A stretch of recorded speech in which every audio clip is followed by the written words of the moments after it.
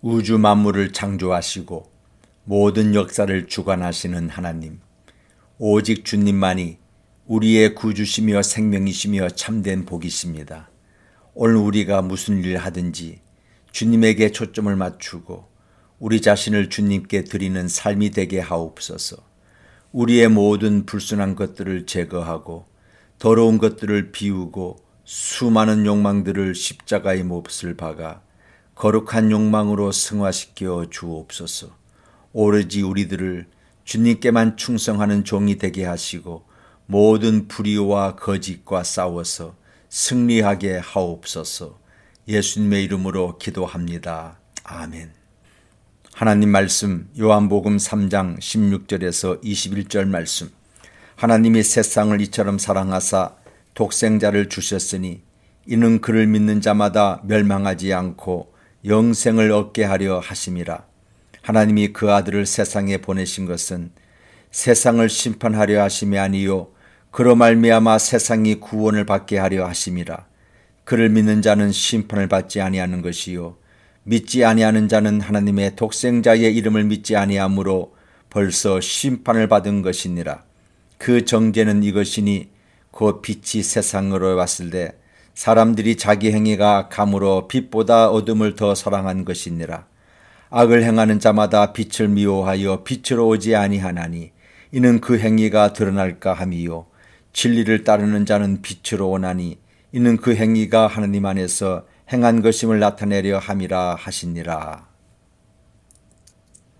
예수님은 니고데모와의 대화에서 사람이 거듭나야 하나님의 나라를 볼 수 있다고 천명하였습니다. 예수님을 믿는 생활이 일종의 새로운 출발입니다. 완전히 새로 탄생되는 새 인생임을 말하는 것입니다. 거듭남은 지금까지의 생활의 개량이나 개조가 아닙니다.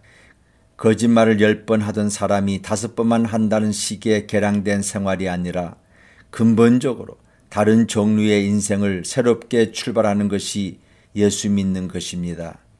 예수님은 오늘 본문에서 자기 자신을 빛으로 비유하고 진리를 쫓는 자, 곧 예수를 믿는다는 것은 빛에 속한 자이며 어둠을 떠난 상태임을 말씀하셨습니다. 성경은 이것을 새 생명이라고도 합니다. 새 사람을 잇는 것이라고도 하며 새 이름을 받는 것이라고도 표현합니다. 한마디로 예수 믿는 것은 새 출발입니다. 그러면 이 새 출발은 어떤 내용을 담고 있습니까? 새 출발은 올라가는 생활입니다. 예수님의 빛 속에 거하기 전의 생활은 어떤 생활이었습니까? 육신의 정욕과 이생의 욕심을 잡으려는 땅으로 내려가는 삶이었습니다. 생각이 고상하다는 사람도 내려가지는 않아도 수평선으로 달리는 소위 발전하는 생활을 이야기합니다. 그러나 예수 믿는 새 출발이란 하행도 수평적 전진도 아닙니다. 저 높은 곳을 향하여 올라가는 인생입니다. 올라가는 생활이란 내가 내 욕심껏 사는 것이 아니라 하나님의 은혜의 세계에서 하나님께 내 모든 것을 맡기고 사는 것입니다. 올라가는 사람에게 있어서는 하나님과 나와의 관계만이 중요합니다. 예수님 믿는 생활이 근본적인 새 출발이라면 그 첫 번째 내용이 올라가는 생활입니다. 둘째로는 새 출발의 내용이 무엇입니까? 하나님의 섭리에 순종하는 생활로 바꾸는 것이 새 출발입니다. 이것이 믿지 않는 사람과 근본적으로 다른 점입니다. 내가 선장이 아니라 하나님이 이 우주와 역사와 내 생애의 선장이심을 받아들이는 변화입니다. 내 돛에 의해 내가 키를 잡는 것이 아니라 은혜의 바다에 나를 맡기는 생활입니다. 그래서 우리는 이렇게 찬송을 부르는 것입니다. 내 주 하나님, 넓고 큰 은혜는 저 큰 바다보다 깊다. 너 곧 닷줄을 끌어 깊은 데로 저 한가운데 가보라. 언덕을 떠나서 창파에 뱉띄워 내 주 예수 은혜의 바다로 내 마음껏 저어가라. 넓고 깊은 은혜의 바다에 나를 맡기는 생활이 신앙생활입니다. 새 생활입니다. 불과 기백년 전만 해도 사람들은 지구가 우주의 중심이라고 믿었습니다. 해와 달과 별들이 지구를 중심으로 돌고 있는 것으로 생각했습니다. 그러나 코페르니쿠스가 나와서 이 생각을 뒤집어 놓았습니다.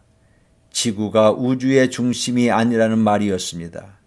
사람들이 이 근본적인 변화를 받아들이는 데에는 여러 해가 걸렸습니다.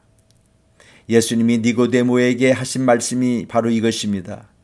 나를 중심이라고 생각하던 생활에서 하나님이 중심이 되는 생활로 바꾸어져야 한다. 이 진리가 곧 내가 거듭나야 한다. 곧 새 우주관을 가진 새 사람으로 바뀌어져야 한다는 말씀이었던 것입니다. 하나님을 중심으로 한다는 것은 그 사랑을 감사하는 생활인 동시에 그 의를 두려워할 줄 아는 회개의 생활입니다. 예수님이 니고데모에게 거듭나야 천국에 간다고 말씀하던 것은 노인에게 맞대놓고 회개하라고 말씀하신 것과 같습니다. 니고데모는 사내들인 의원이요 학자요 율법에 철저한 사회적으로 존경받는 바리새인이었습니다. 그러나 예수님은 회개 없이 천국에 갈 생각은 말라고 선언하셨습니다. 우리는 하나님의 음성을 두려운 마음으로 들어야 합니다. 우리는 죄인인 동시에 의인입니다. 예수님을 믿음으로 제사함을 받아 의인으로 인정을 받은 것입니다. 의인으로서 사는 삶의 특징은 늘 죄에 대해서 회개하는 삶입니다.